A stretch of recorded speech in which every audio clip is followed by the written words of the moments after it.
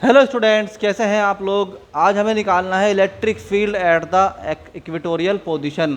Electric field at the equatorial position का concept बहुत important है। इसके ऊपर क्वेश्चन आता है बोर्ड में, नीट में और आईआईटी जेईई में भी कई बार क्वेश्चन आया है, इसलिए बहुत ध्यान से समझें और हैंड टू हैंड याद करें।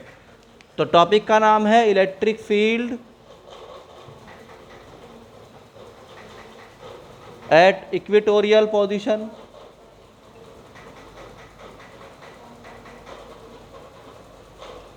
Of a dipole.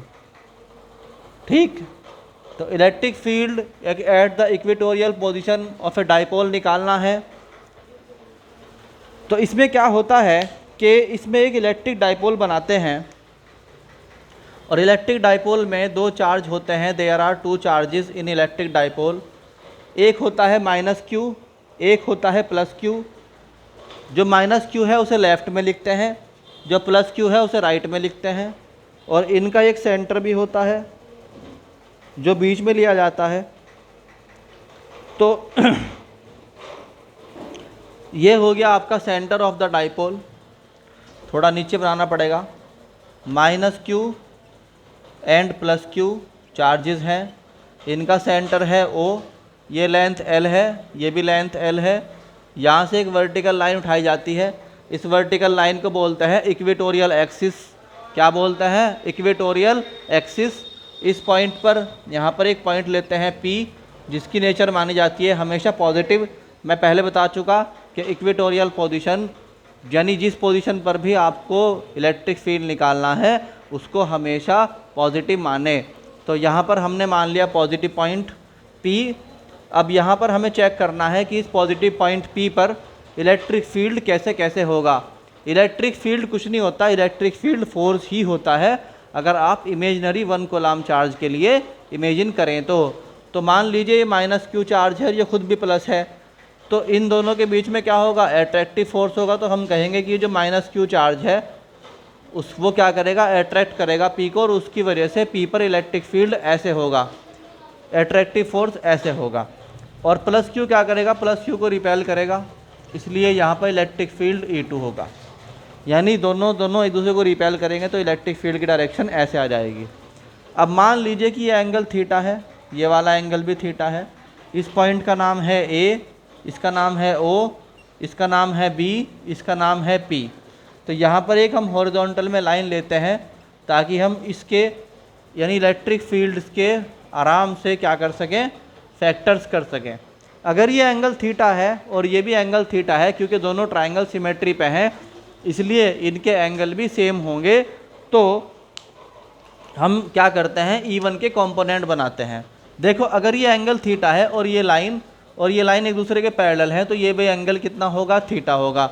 और ड्यू टू सिमेट्री ये वाला एंगल भी कितना होगा? थीटा होगा। ठीक है, बात समझ में आई? यानी कि ये जो लाइन है इस लाइन के पैरेलल है और इसको काटने वाली लाइन, अगर यहाँ पर एंगल थीटा होगा तो यहाँ पर भी एंगल थीटा होगा, और अगर यहाँ एंगल थीटा होगा तो ड्यू टू सिमेट्री यहाँ पर भी एंगल क्या होगा? थीटा होगा। तो इस तरह E1 के दो कंपोनेंट बनेंगे, एक एंगल के साथ वाला जो होता है कितना? E1 कोस थीटा, और एक परपेंडिकुलर जो होता है E1 साइन थीटा। बात समझ में आई कि नहीं आई? इसी तरीके से इस वाले यानी E2 के भी दो कंपोनेंट बनेंगे, एक होगा E2 कोस थीटा और एक होगा E2 साइन थीटा। बात समझ में आई? अब हमारे पास क्या हुआ? E1 के भी दो कंपोनेंट हैं, E2 के भी दो कंपोनेंट हैं। इंसिडेंट क्या हुआ हमारे साथ कि जो E1 के कंपोनेंट, E2 और E1 के जो कॉस वाले कंपोनेंट हैं वो एक ही डायरेक्शन में आ गए, और E1 साइन थीटा और E2 साइन थीटा एक दूसरे के अपोजिट, यानी एक ऊपर चला गया एक नीचे चला गया। तो इस तरीके से हमारे पास जो है कुल मिला के 4 कंपोनेंट्स हैं, एक एक्स एक्सिस पर 2 हैं और 2 वाई एक्सिस पर हैं। तो अब हम यहाँ पर थोड़ी थ्योरी लिख लेते हैं आपके लिए कि let P is a point at equatorial position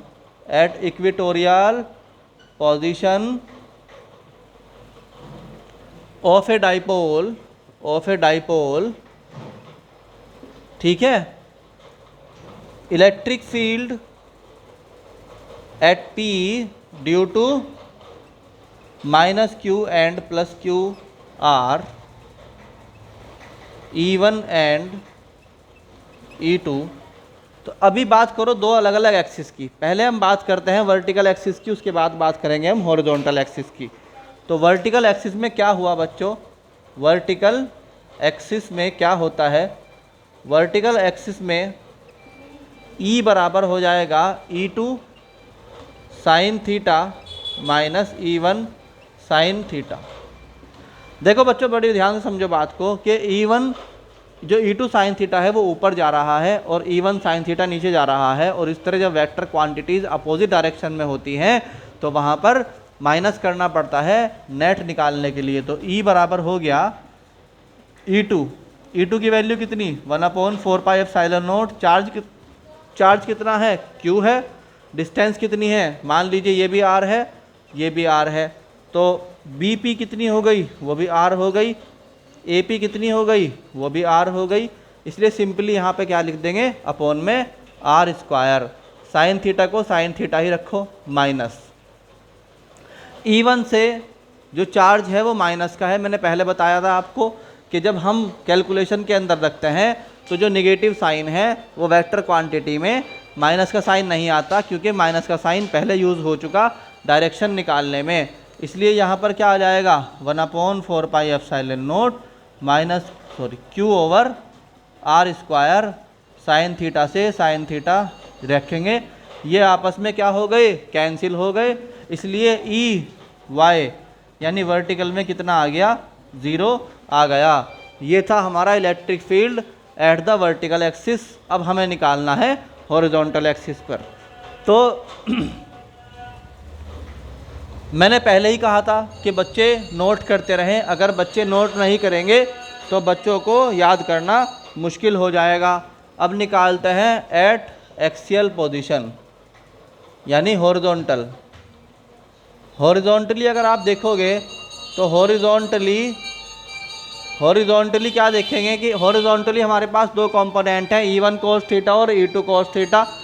तो जो नेट इलेक्ट्रिक फील्ड होगा EH that is E1 cos theta and E2 cos theta, क्योंकि दोनों ही एक डायरेक्शन में है। That's why we has to write them in plus, यानी कि दोनों की दोनों कंपोनेंट एक ही डायरेक्शन में है, इसलिए दोनों जुड़ जाते हैं। तो यह आ गया E1 cos theta plus E2 cos theta.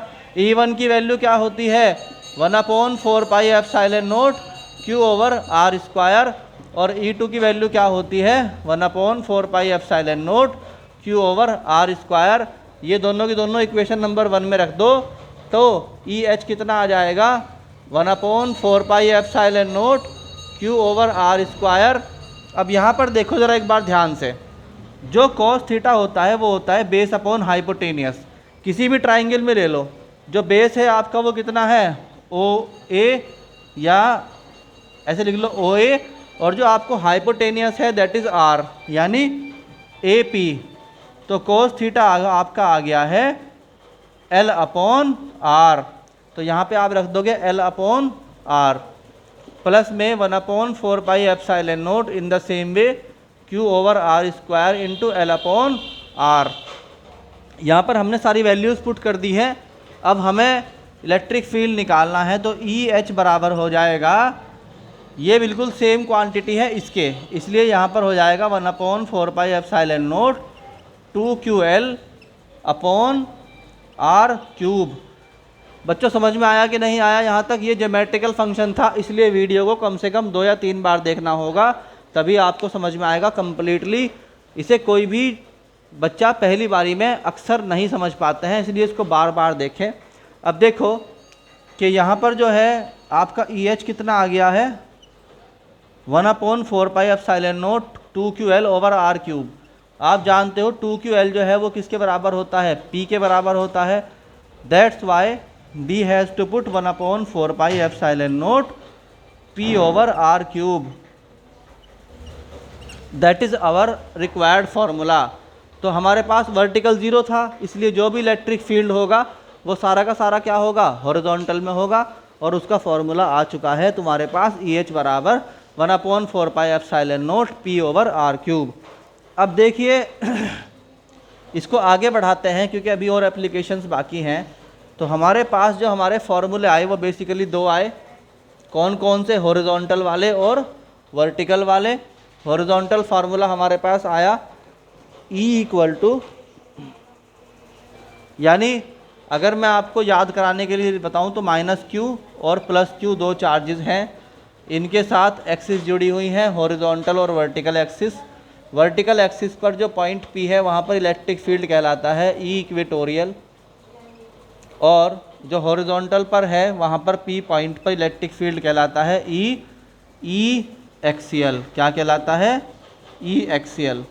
E axial का फार्मूला होता है 1/4πε0 2p/r³, और इक्वेटोरियल का फार्मूला होता है 1/4πε0 p/r³।